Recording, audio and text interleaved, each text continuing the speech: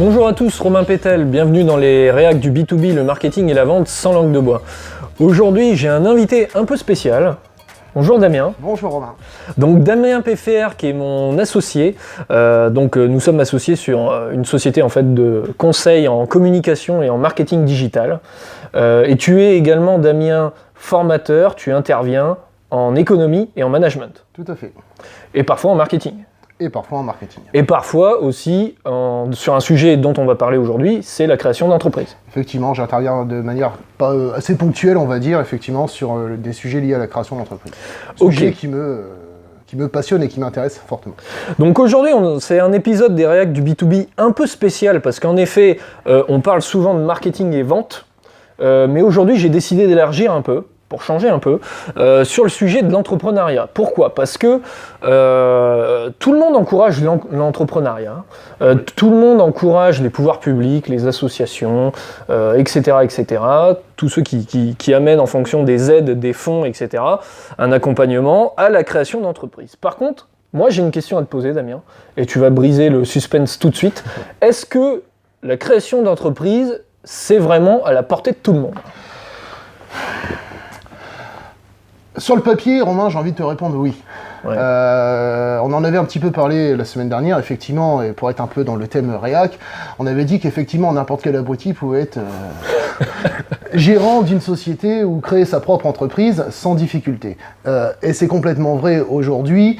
Des sites internet existent, aller voir un expert comptable n'est pas très compliqué pour aller créer une entreprise dans n'importe quel domaine. Même des startups spécialisées là-dedans, et ça se fait relativement vite. Oui, mais c'est un marché comme un autre, sans problème. Donc effectivement, et tu l'as bien dit en préambule, les pouvoirs publics d'ailleurs encouragent fortement à l'initiative économique, joli mot pour dire simplement, les gars, montez votre boîte, vous ne serez pas sur les fichiers de Pôle emploi. Voilà, ce qui est plutôt pratique. Donc oui, pour répondre à ta question, oui, tout le monde peut être entrepreneur, mais sur le papier. Dans la réalité, c'est quand même quelque chose de un petit peu différent. Gérer, développer son entreprise, la pérenniser dans le temps, là, effectivement, ce n'est pas donné à tout le monde, et ça, j'en suis intimement convaincu. Ouais, et puis on est passé par là tous les deux, hein. Je veux dire, quand on a monté la boîte il y a 5 ans, sur le papier, bon, pas de réelle complexité plus que ça, si ce n'est parfois des pouvoirs publics un peu, c'est paradoxal, mais c'est parfois un peu chiant sur certains papiers, etc. etc. Ah, mais c'est pas les mêmes personnes. C'est pas les mêmes personnes, mais je veux dire, il n'y a pas de grande difficulté à ce niveau-là. Par contre, Non. la développer commercialement... Non, mais disons qu'il y a deux choses. C'est-à-dire qu'au départ, quand vous montez votre boîte, vous avez un sentiment qui vous envahit, qui est un sentiment de toute puissance. C'est « je suis le patron ». Bon, très bien. Alors au départ, vous avez peut-être un peu de cash, vous le cramez. Voilà, c'est-à-dire je suis le patron. Maintenant, au bout de 2 mois, si vous avez rentré 0 client, il va falloir quand même commencer à se retrousser les manches pour aller chercher du client.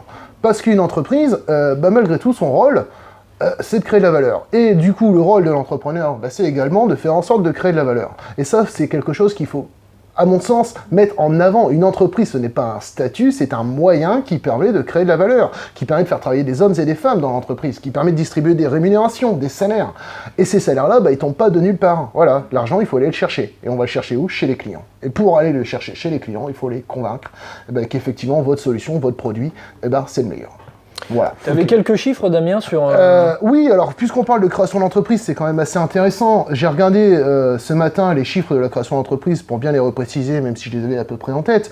On a les derniers chiffres que moi j'ai pu avoir, qui étaient sûrs, c'était ceux de 2016, où on a 550 000 créations d'entreprises, dont... sur ces 550 000, 220 000 environ qui sont déjà des micro-entreprises, ce qui représente quand même 40% de la création d'entreprises. Autrement dit, pour la faire simple, c'est un mec seul qui a un chiffre d'affaires limité, et où, pour la plupart, de toute façon, on n'arrive même pas à se générer un SMIC en rémunération, ce qui pose quand même, à mon sens, d'énormes questions sur la viabilité économique, à la fois des structures, mais aussi des hommes qui sont derrière.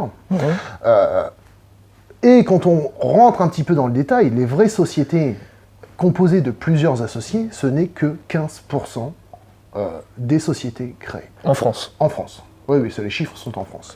Voilà. Il y aura un total en France de 3 400 000 entreprises, où on sait que 95% des entreprises ont moins de 10 salariés. Donc, ce qui permet aussi, ce qui est assez intéressant, ce qui permet quand même de voir où comment est composé le tissu économique des entreprises en France. Ok. Voilà, et ça donne une idée. Je vais aller un peu plus loin dans la réflexion, où aujourd'hui on voit qu'effectivement, le lapsus, on propose de plus en plus aux personnes de se mettre à leur propre compte pour occuper des emplois de service. Je pense à une entreprise comme Deliveroo, qui effectivement emploie la plupart de ses livreurs à vélo sous un statut anciennement d'auto-entrepreneur. Bon, est-ce que réellement cette activité-là est rentable? Aujourd'hui, on peut effectivement avoir des doutes. Et c'est ce que moi, je trouve un peu scandaleux, et je profite de la tribune qui m'est donnée à travers ton émission pour en parler, parce que c'est un véritable scandale. Je veux dire, j'étais, moi, un des premiers à défendre ce statut d'auto-entrepreneur, parce que je le trouvais formidable. Néanmoins, ça ne doit être de toute manière qu'un statut transitoire qui permette de lancer une activité, et en aucun cas d'avoir une activité pérenne à ce niveau-là. C'est, à mon sens, quand même relativement compliqué.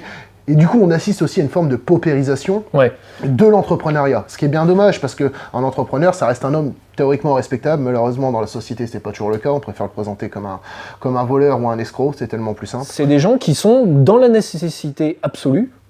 Oui, parce que il n'y a pas de création de valeur. Souvent, l'histoire est à peu près la même pour beaucoup de gens.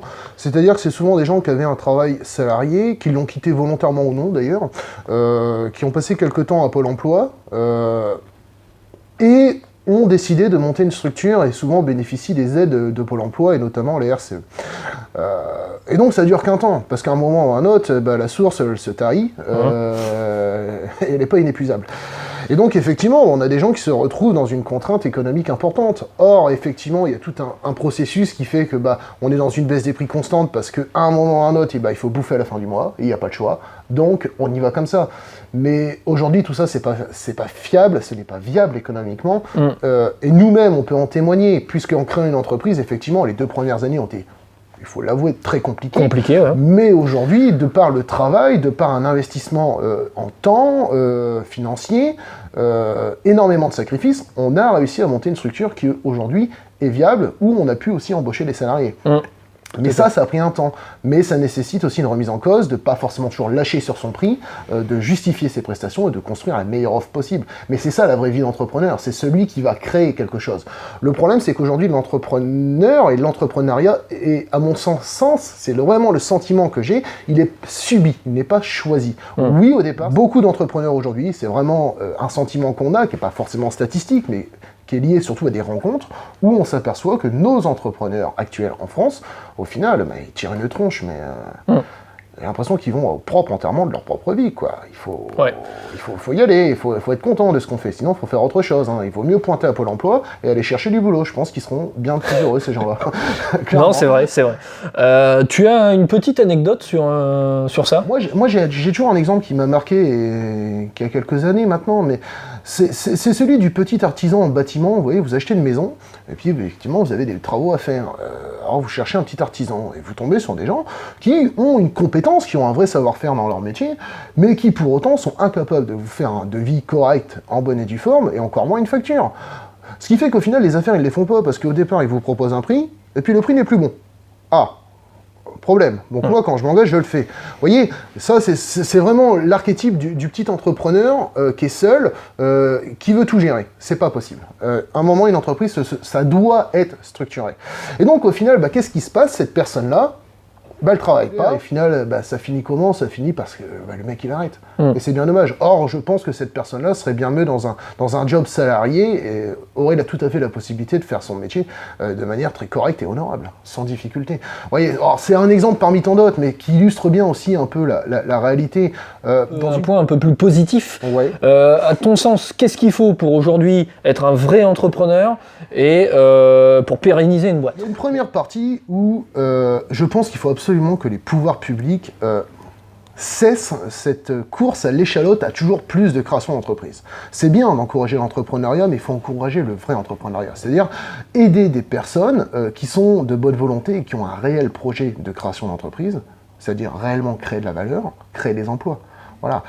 Encourager le commun des mortels, le personne lambda dans la rue, à créer son entreprise, c'est la première chose, je pense qu'il faut arrêter, absolument. C'est vraiment la première partie. La deuxième partie, je pense qu'il faut qu'on ait, dans notre système un peu d'instruction, dans l'éducation nationale, c'est que je pense qu'en France, on manque de culture économique, et notamment dans la formation. C'est-à-dire que il faut absolument que l'éducation nationale prenne sa part dans l'instruction économique. Il n'est pas normal que des personnes qui sortent à 20-25 ans du système éducatif n'ont aucune connaissance du monde de l'entreprise. Ça, c'est véritablement un problème et je pense que l'État doit prendre ses responsabilités également vis-à-vis de cela. Il faut sortir de la caricature, apprendre à des gamins ce qu'est une entreprise, comment elle crée de la valeur, comment elle crée des emplois. De manière plus concrète. De manière concrète. Il faut sortir aussi des caricatures du méchant patron qui s'en met plein les poches, qui est un méchant, qui est un malhonnête, un voleur, etc. etc. Et ça, c'est véritablement un problème. Voilà, bon, c'est un peu un coup de gueule, mais effectivement, c'est un coup de gueule d'un passionné, celui qui a envie que les gens créent leur boîte, qu'ils aient des vrais projets, parce que c'est super intéressant, c'est gratifiant. Encore faut-il que ce soit bien fait. Je dirais même que c'est excitant, mais voilà, trop d'entreprises tue l'entreprise. Et c'est vraiment, si on peut conclure par ça, c'est très important. On va conclure par ça. Voilà, et ben on va conclure par ça, trop d'entreprises tue l'entreprise, il vaut mieux moins d'entreprises, mais des bonnes entreprises, des vraies entreprises, que une masse de petits pseudo-entrepreneurs qui, au final, ne créent aucune valeur et sont même plus un coût pour la société qu'un gain. Voilà. Je dis toujours, faites moins, mais faites mieux. Voilà, on est d'accord là-dessus. Ok.